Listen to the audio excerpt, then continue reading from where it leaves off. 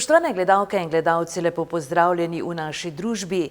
Ne tako dolgo nazaj, natančneje v letu 2016, spomladi smo gostili Zmaga Jelinčiča, plemenitega. In čas hitro teče, danes je spet na obisku v Ormožu in seveda ne more kar tako oditi mimo nas. Je že prav, da ga povabimo v naš studio in da nam to in ono pove, sploh pa kaj je novega. Lepo pozdravljeni v naši družbi. Dober dan, dober dan. Se zdi, da kar pogosto prihajate v Ormož, vam je lepo tukaj? Ja, jaz imam rad te kraje. Moja mama je Prlečka, tako da vino je dobro, ženske so lepe, pametne, ljudje so pametni. Zanimivo, da z tega konca Slovenije pride velik odstotek tistih ljudi, ki so pustili močno sled v naši zgodovini.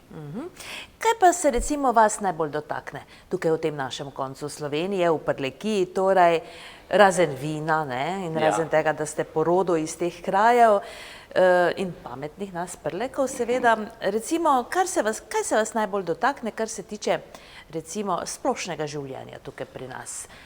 Pravzaprav najbolj se me dotakne nekaj, kar ni dobro. To je cestna povezava.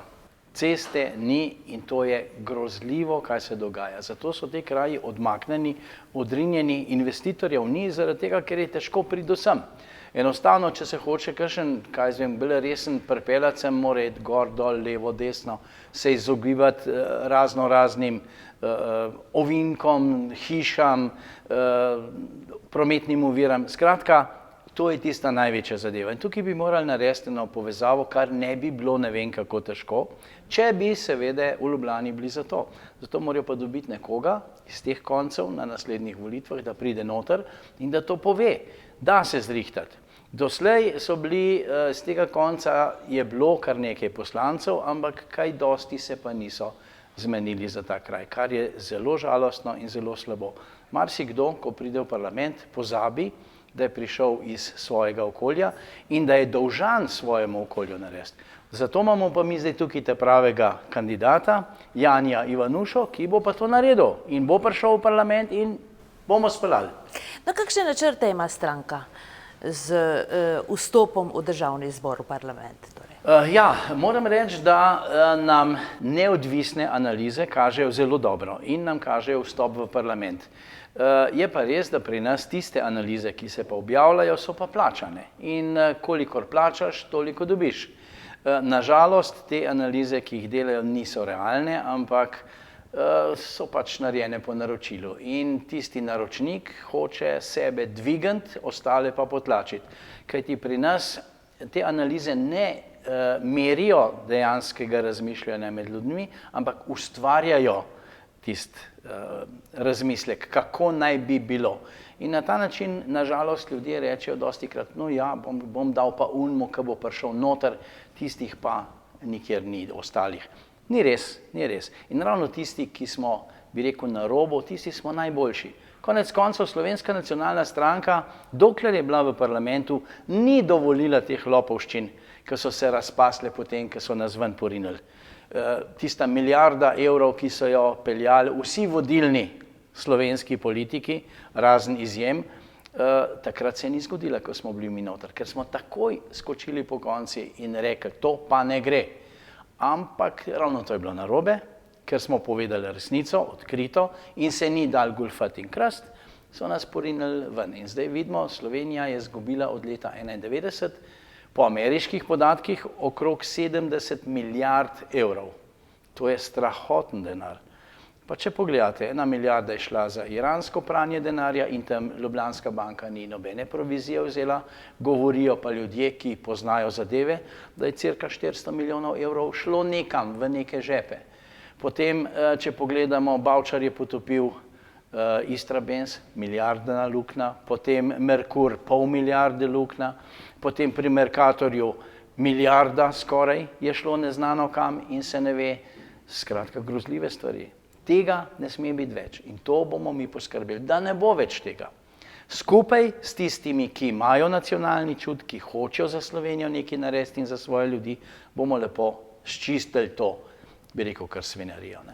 No, kaj pa je sicer vaša stranka počela sedaj, zadnja 4 leta, torej, ko niste bili pri vrhu. Ja, mi smo se, pripravljali smo se na te volitve, analizirali smo vse te slabe strani in pripravili kar nekaj ukrepov, ki jih bomo sprožili takoj, ko pridemo noter. Da se marsikaj rešiti. To ni res, da se ne da rešiti. Je svetla luč na koncu tunela. Jaz bi rekel, če bomo šli po naši poti, je zelo svetla luč na koncu tunela in se da rešiti. Da se urediti tudi to pokojninska zadeva. To je varianta, ko se to da urediti, če se hoče, seveda. V ministrstvih bo treba reorganizirati ministrstva. Jaz ne rečem mogoče, da je preveč ljudi v javni upravi, v enih segmentih zagotovo, ampak če bi se ta zadeva racionalizirala, če bi se to uredilo, potem bi bilo čisto drugače.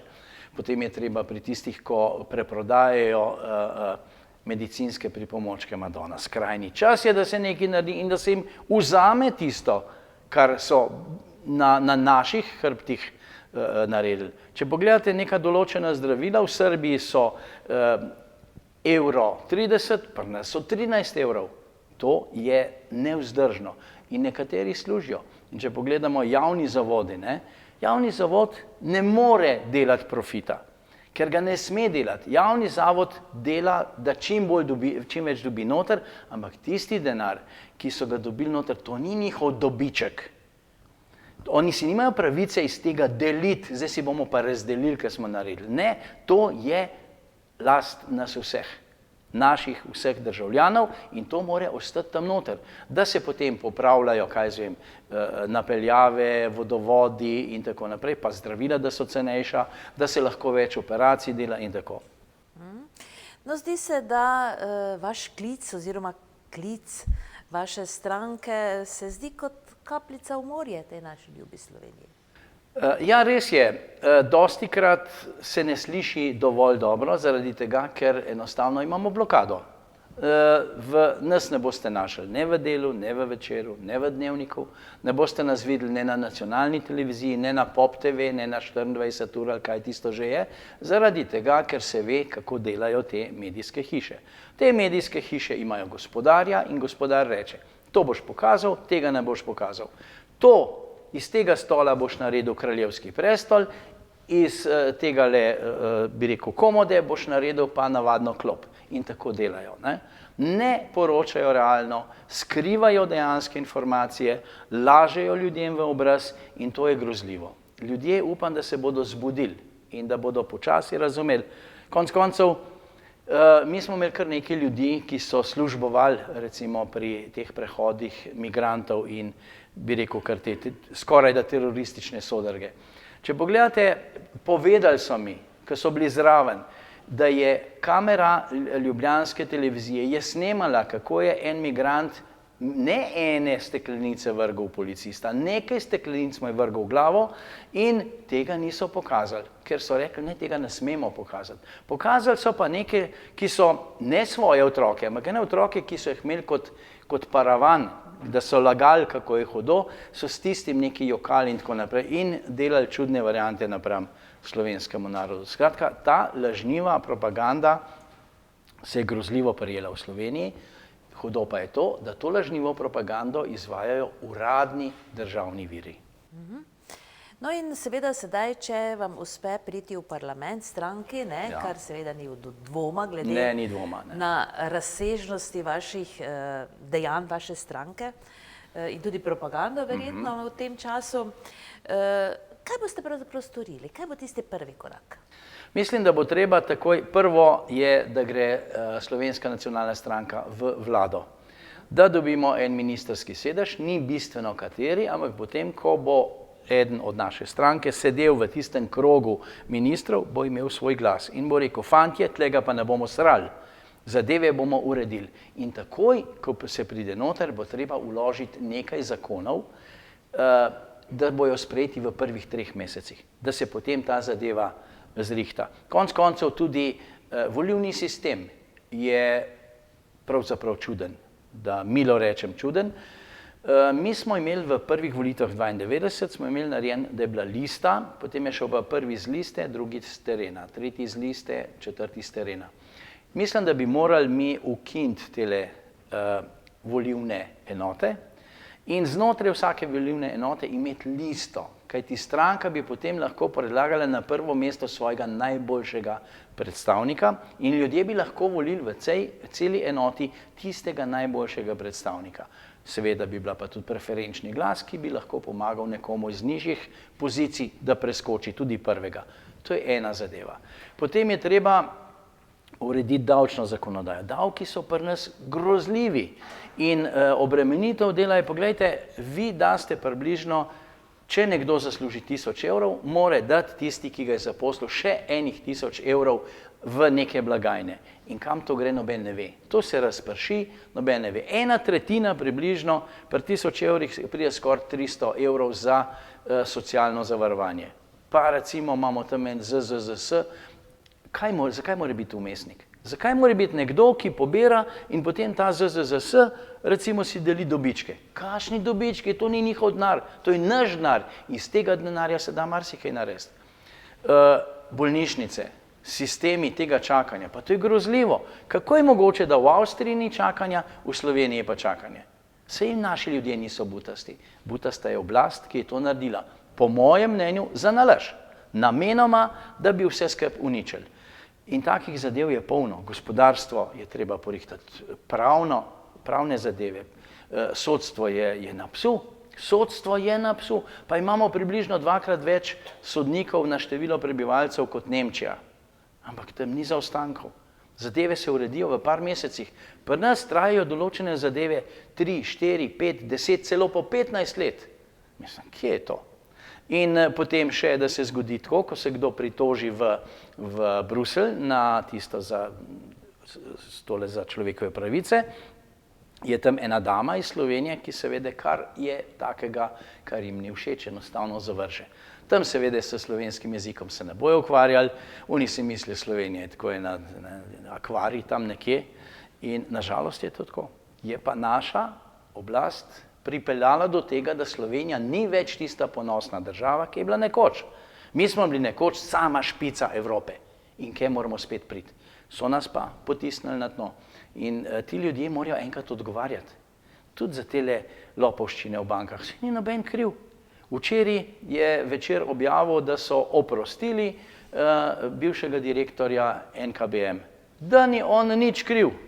Madonna Santa pa tisti ljudje, ki se ukvarjajo s tem, imajo popolno razpredelnico prepletov, kdo je bil komu, žlahta, ljubice, ne vem koga vse.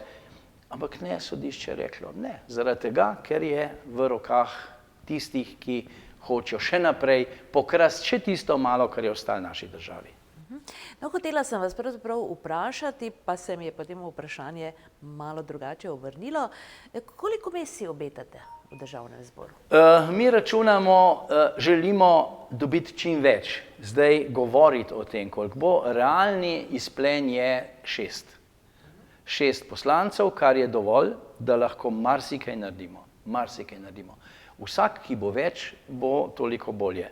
Zdaj upam, da se bojo ljudje zbrihtali in da bojo videli, da sej v tem okolju je kar nekaj ljudi, ki bi naj naredili marsikaj, pa niso naredili nič, razen da so potegnili kakšen asfalt do svoje zidance ali kaj podobnega. To ne gre, to je žalostno, to je žalostno. Recimo, imeli ste tukajle močnega človeka, ki je bil v parlamentu, pa je zdaj recimo župan, pa še zdaj nimate ceste, pa takrat je bila njegova stranka zelo, celo v vladi, ne, če se ne motim, pa niso naredili nobene cestne povezave. Tudi govora ni bilo o tem, da bi te kraje povezali z ostalim delom Slovenije. Nažalost, to je treba spremeniti. Zato imamo tukaj Janija Ivanušo, ki bo to naredil. On je tisti, ki ga ni strah povedati, kar gre komorkoli in zna zahtevati in zna argumentirati. In to je tisto, česar v Ljubljani ni bilo, tudi od teh ljudi, ki so z teh koncev prišli dol. No, povejte nam, gospod Zmago, preden seveda nadaljujeva, zakaj imate dodatek vašemu priimku Plemeniti? Ne vem, če ste mi to že povedali. Marija Terezija je mojim prednikom leta 1756 dodelila najvišje plemstvo, to je status barona, to je od najvišjega plemstva spodnja linija, ampak je najvišje plemstvo. v zahvalo, ker je moj prednik s 50 svojimi vojščaki obranil neke samostane tukaj po teh koncih. In zato smo dobili, zato je tudi tista prečna črta na grbu, ki pomeni, da je to za vojaške zasluge.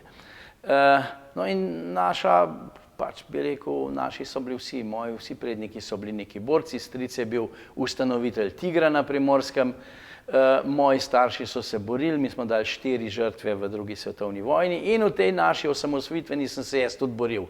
Tako da imamo čisto linijo bojevnikov za slovenstvo, za slovensko državo, za slovenski jezik, za slovensko kulturo, zato smo pa tudi tako zelo proti tem migrantskim vdorom, ki se dogajajo. Grozljivo je, da recimo iz Slovenije gre ven vsako leto okrog 8000 mladih, pametnih, namesto njih pa sedanja vlada uvaža šiptarje z Kosova. Neizobražene, brez česarkoli, brez denarja, pripeljejo, najprej pridejo sami, potem še cele familije z strici, s tetami, z drugo ženo, s tretjo ženo, z njihovimi otroki in seveda slovenska država jim da kar takoj stanovanje, zastonj zdravstveno varstvo in kar je najhuje, ti ljudje, ko dobijo potrdilo za ostalnem prebivanju, imajo volilno pravico. In ti ljudje naj bi volili, kaj mi ne plačajo nobenega davka, nič ne prinesejo državi, ampak oni naj bi odločali o nas tukajle, o ljudeh tukajle recimo v Prlekiji, ki delajo, ki garajo, ki se trudijo, oni pa pridejo, pa kaj jih briga. In to je svinjarija, ki jo moramo tudi prekiniti. Ne sme biti več tega. Konec. In tisti, polno je kriminala od teh šiptarjev, ogromno kriminala.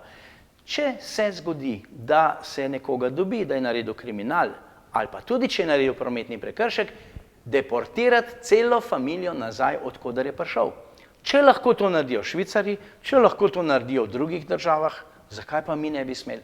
Se mi moramo ohraniti, nas je 2 milijona, z unimi novimi Slovenci nas je 2 milijona. A zdaj nas bojo pa eni prišleki komandirali, pa jemali našo kulturno dediščino in jo metali stran, zato da bojo oni tukaj ta glavni. Ni šanse, ne gre. Kaj pa vas žene, gospod? Mene žene želja, da bi vendarle Slovenija imela nazaj državo. Državo so skoraj zapravili, ostala nam je domovina, zato moramo državo nazaj si pridobiti. Če pogledamo, en od atributov je tudi vojska. Kaj so naredili z vojsko? Grozljivo. In mislim, da je treba nazaj uvesti obvezno služenje vojaškega roka. Mladi rodovi so mehkužni, pomehkuženi so. Nič jim ni, do ničesar jim ni. Držijo tisti telefon, pa tipkajo. To jim je najbolj pomembno. Ali pa doma na računalniku.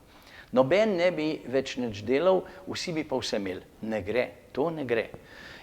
In mene žene tudi to, da ohranimo našo slovensko bit. Konec koncev, naša prva država, ki je bila prva na svetu, Karantanija, to je srčika kulturnega razvoja Evrope. Če je Amerika vzela 4 člene iz karantanske ustave, pa jo dala v svojo ustavo, potem smo nekaj pomenili. Pa smo nekaj pomenili.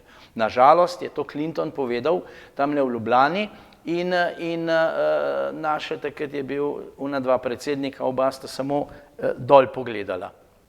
Namesto, da bi bila ponosna, pa bi rekla, Madonna, to je to. In pa še nekaj, jaz imam otroke, ki jih je treba preskrbeti. Jaz ne bom šel za to, da bojo otroci ali moji, ali pa od vseh tukaj le okrog, da bojo njihovi otroci in vaši otroci in naši otroci, da bodo tukaj neki hlapci tujcu na lastni zemlji. To ne gre.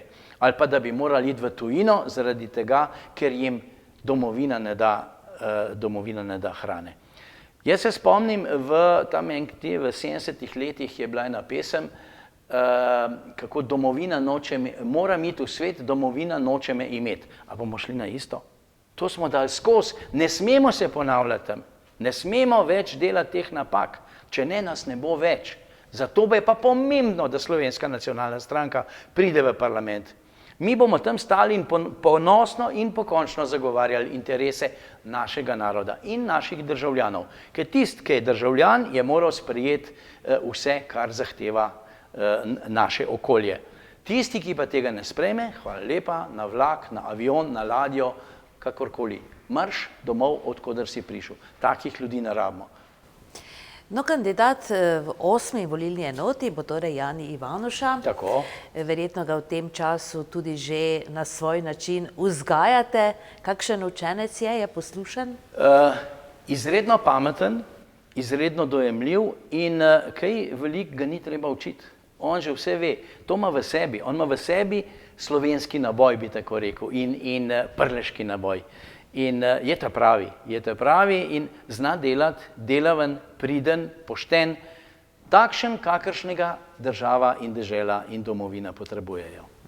No in zakaj bi torej naj glasovali oziroma dali referenčni glas recimo na prihodnjih volitvah, torej ravno Janiju oziroma vaši stranki? Ja, jaz mislim, da Jani je tisti, ki bo naredil nekaj za to deželo. On pokaže, da je že v občinskem svetu tisti, ki se bori za to okrožje, te ljudi, za Slovenijo in ne dovoli, da bi se tam nekaj vijugalo levo-desno.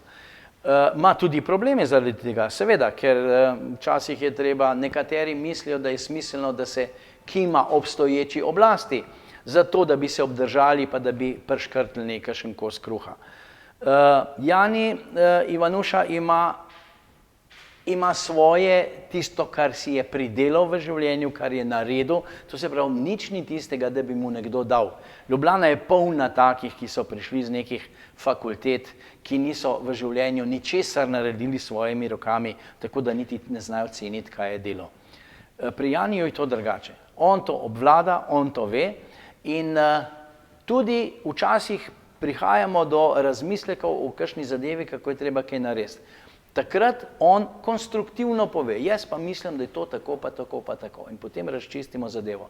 To je najboljš, kar se lahko dogaja. Kajti, če daš na mizo vse karte, potem se lahko pogovoriš in najdeš iz tega najboljšo varianto. Zato je tudi Jani tako pomemben za te kraje, on pozna problematiko. Iz Ljubljane problematika Prlekije izgleda drugače. Večina Ljubljane sploh ne ve, kaj je Prlekija. Če rečeš Ormož, ja, ne vejo kaj, oni mogoče kakšen ve za Ormoško klet, ampak to je konec. Konec. Ne vejo, kjer reke tukaj tečejo, ne vejo, da je tukaj najboljše bučno olje, na svetu najboljše bučno olje, kje pa, verjetno pol jih ne ve, kako se bučno olje dela, mislijo, da iz hrušk dela ali iz česa, ne vem. No, fino. Prav zanima me, kako potekajo pogovori vajini, ko sta sama z Janijem. Kaj vam Jani tako zaupa? Pravzaprav vso problematiko tega okrožja moram reči, da tudi spijeva kakšen glas, ali pa dva, ali pa tri, pa tudi kaj pojeva, to gre zraven. To so ti kraji, kjer brez tega ne moreš in to je tisto, kar je lepo. To je tisto, kar potem odpre srce in dušo. In iz tega se potem rodijo najboljše rešitve in bi rekel, kar najboljši plodovi za naprej. Ste si tudi tako s ostalimi svojimi člani, torej kandidati, morda temi, ne? Blizu po Sloveniji? Ja, pravzaprav ja, ker mi smo stranko popolnoma, bi rekel, po moderno resetirali. Mi smo vse tiste bivše člane porinili ven, od ene številke ena smo začeli na novo. Kdor je prišel nazaj zraven, smo tudi vedeli, če je bil ta prav, smo ga vzeli, če ni bil ta prav, hvala lepa za sodelovanje. Tako da zdaj imamo tudi nivo članstva je bistveno drugačen. Bistveno drugačen, pametni ljudje in ogromno ljudi prihaja samih. In to bi rekel tudi iz izredno visokih izobrazbenih krogov. Imamo kar nekaj zdravnikov, odvetnikov, pravnikov, ekonomistov. Tako da so ljudje, ki imajo znanje in ki imajo željo in ki so patrioti. Ki so, bi rekel, slovenski nacionalisti, kar je lepo. Ker nacionalist ni slaba beseda, to nikakor ni nič slabega. Biti nacionalist pomeni, da imaš rad svoj narod in samega sebe. In če nimaš samega sebe rad, koga boš imel rad? To ne gre. Internacionalci, to je samo grabljenje, kje bo kdo več pokradil, kajti njim je vseeno, odkot je kdo, kje je kaj samo, kje je kaj denarja, pograbiti skupaj, pa si bomo razdelili ali pa pokradili kakorkoli. Mi nismo taki. Mi rečemo, mi smo tle doma, mi hočemo tukaj ostati, cenimo vse, ki nas spoštujejo in pripravljeni smo pomagati tudi tistim, ki nas spoštujejo. Ampak najprej bomo pomagali svojim ljudem. Mi imamo ogromno revežev, mi imamo tam čez 200 000 ljudi, ki so na pragu revščine in država se za njih ne briga. Najnižja plača oziroma povprečna najnižja je tam 616 evrov. Za enega migranta se porabi na mesec okrog 1900 evrov. Kje je zdaj tukaj pravica? Za naše ljudi pa tega ni. V tistem domu v Ljubljani, kjer so ti migranti noter, imajo najnovejše, neke tiste, imajo, kako se reče, najnovejše plošče za kuhanje, tiste se ne vem, kako se reče, najnovejše televizorje, ker jim je navaden televizor premajhen, so jim dali tiste ekrane gor. Imajo 3 vrste hrane, ki jih izbirajo, kaj bi, tega pa jaz ne bi, tega pa tudi jaz ne bi, ne? Pa brcajo, pa mečejo. Domovi, kjer so oni noter, so pravzaprav uničeni. Ko grejo ven, je uničeno vse. In kaj s takimi ljudmi? In zdaj se dogaja še to, da nam jih Italija poriva, pa nam jih Nemčija poriva, ker una butasta Merklova jih je vzela noter, ker je mislim, da bojo neki inženirji prišli. Od tistih je mogoče 0,1% ljudi z izobrazbo. Vse ostalo je šodar. In to nevaren šodar. Tam med 20 in 35 leti. To je potencialni terorizem. Vse vidimo. Mediji tega ne poročajo, ampak neodvisni mediji, tudi v Nemčiji, filmov je ogromno, kakšne grozljivosti počnejo. Pa se ste videli zdaj, uno žensko v Italiji so jo najprej posilili za morci, potem so jo pa razsekali, pa še je pojedli njene notranje organe. Pa kje smo mi? In to mi vlečemo gor. Hvala lepa. Konec, ven! Ima morda stranka tudi županskega kandidata, glede na to, da so letos tudi tukaj v Ormožu, mislim? Tukaj o tem bomo prav mislili. Ne? Prvo je tale pomembna državno-zborske volitve, da pridemo v parlament, da tam, da potem se bomo pa odločili. O tem še nismo razmišljali, kajti mislim, to je prvenstveno, da pridemo noter, potem bomo pa videli naprej. Tako, ja, mislim, da ste veliko povedali, da ste nas kar tako malo nagovarjali, ne? Ja. Janija seveda domačini vsi dobro poznamo, tudi kot svetnika v občinskem svetu, kot somaščana, tako da to ga ne bomo sedaj posebej predstavljali, pa morda za konec, za slovo, preden torej se poslovimo, še beseda 2 našim gledalcem.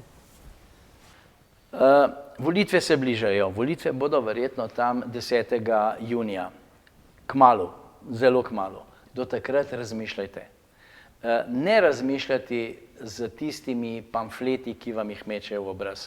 Ne verjeti medijem. Ne verjeti, kar piše noter v časopisih, da gre državi krasno. Poglejte okoli sebe, poglejte v denarnico, pa boste videli, da ne. In ti ljudje, ki so vas tolkli po glavi, ki so vam jemali iz žepov in vam ničesar niso dajali, ti ljudje treba spraviti stran. Zato je nujno, da pride Slovenska nacionalna stranka v parlament. Mi bomo to porihtali. Brez skrbi. Imamo za vsako zadevo imamo pripravljen načrt. In s pametnimi sodelavci v parlamentu, ko bomo sedeli skupaj v vladni ekipi, bomo to naredili. Kajti zahtevali bomo, da se to naredi. Ne bomo pristajali na neke gnile kompromise zaradi nekih denarjev, ki jih bo kdo stlačil v žep. Tega ne bo več. Mi, jaz osebno in Slovenska nacionalna stranka bomo za to poskrbeli. Ne bomo se dali. Mi smo dolžni vam. Dolžni smo vam, tistim pred nami, tistim, ki živijo zdaj in tistim, ki bodo za nami prišli ali na pozicijo ali pa na svet. Če mi ne bomo nič naredili, z vami skupaj, ne bo ničesar. Zatorej, Slovenska nacionalna stranka je pravzaprav edina alternativa. Srečno, gospod Jelinčič. Hvala lepa. Tako, spoštovane gledalke in gledalci, hvala za pozornost, pa se vidimo znova čez teden dni.